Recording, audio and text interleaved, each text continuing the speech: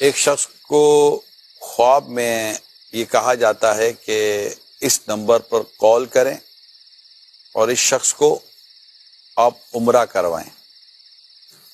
پہلی رات وہ خواب اگنور کر جاتا ہے، دوسری رات بھی اس کو فون نمبر دیا جاتا ہے اور اس شخص کا نام بتایا جاتا ہے کہ آپ اسے کال کریں اور اس کو عمرہ کروائیں. اس نے پھر بھی اتنی امپورٹنس نہیں دی. تیسری رات بھی یہی سیم خواب آتا، اس کو نمبر بھی یاد ہو گیا، نام بھی یاد ہو گیا. تو اپنے علاقے کی مسجد میں جا کے امام صاحب سے کہتے ہیں امام صاحب یہ تیسری رات ہے، مجھے مسلسل یہی خواب آ رہا ہے، کیا کروں؟ امام صاحب نے کہا کہ خواب بھلا ہے، کوئی برا خواب تو ہے نہیں، کال کر لو، مل جاتا ہے تو عمرہ کروا دو. بہت شکریہ. السلام علیکم. انہوں نے کال کی، سامنے تو ایک شخص نے فون اٹھایا تو اس نے کہا آپ فلاں ہیں؟ بولا ہاں میں فلاں ہوں. اس نے کہا بھائی جان میں آپ کو عمرہ کرانا چاہتا ہوں. بھائی آپ ہو کون؟ حقیقت یہ ہے کہ میں آپ کو نہیں جانتا اور آپ بھی مجھے نہیں جانتے، لیکن میں آپ کو عمرہ کرانا چاہتا ہوں. تو خواب نہیں بتا رہا. اگلا کہتا ہے کہ بھائی کیوں عمرہ کرانا چاہ رہے ہو، کون ہو، مجھے دیکھا بھی نہیں ہے. مجھے دیکھا نہیں ہے، دیکھو گے تو پھر بتانا. وہ بات کی بات ہے، بس آپ ہاں کہہ دو، خرچہ سب میں کروں گا، آپ نے بس عمرہ کرنا ہے. اچھا کروا دو بھائی. کہاں ملنا ہے؟ آپ کہاں پر رہتے ہو؟ بھائی میری رہائش تو محمود آباد 4 نمبر پر ہے، آپ شام میں وہاں پہ آ جاؤ، ملاقات ہو جائے گی. وقت اور مقام طے ہو گیا. السلام علیکم. ارے آئیے آئیے آئیے.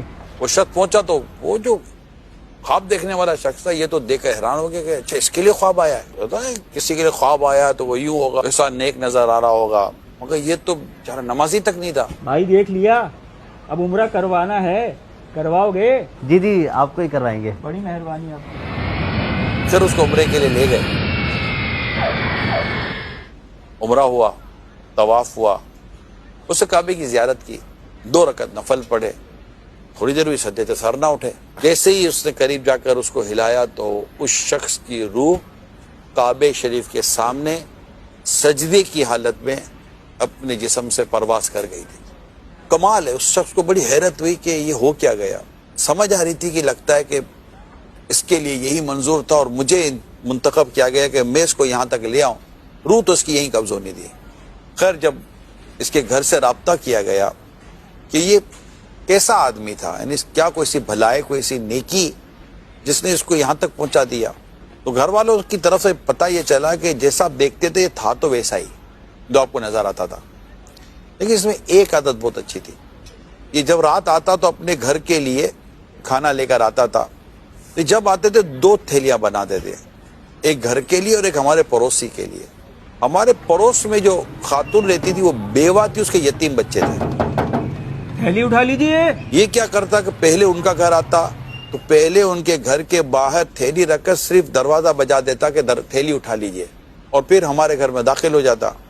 تو جب وہ بیوہ عورت کھانے کی تھیلی اٹھاتی تھی نا تو میں اس کی ایک دعا سنتی تھی. وہ اپنے رب کی بارگاہ میں دعا کر یا اللہ پاک اس کا خاتمہ اچھا کرنا. اور میرا حسن ظن ہے کہ اس بیوہ عورت اور ان یتیم بچوں کی دعائیں اس شخص کے کام آ گئی اور اللہ پاک نے اس کے لیے یہ صورت بنا دی کہ اس کو مکہ پاک میں کعبے کے سامنے سجدے کی حالت میں موت آ گئی.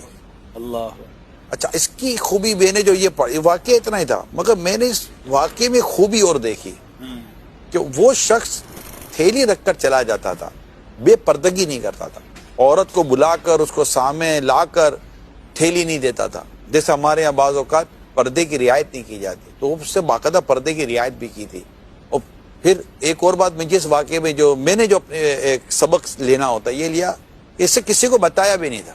ایک تو چپ کر نیکی، اور نیکی کے ساتھ ساتھ اتنے شرعی تقاضوں کو پورا کر کے نیکی کرنا، مگر اللہ پاک نیکوکاروں کا اجر ضائع نہیں فرماتا.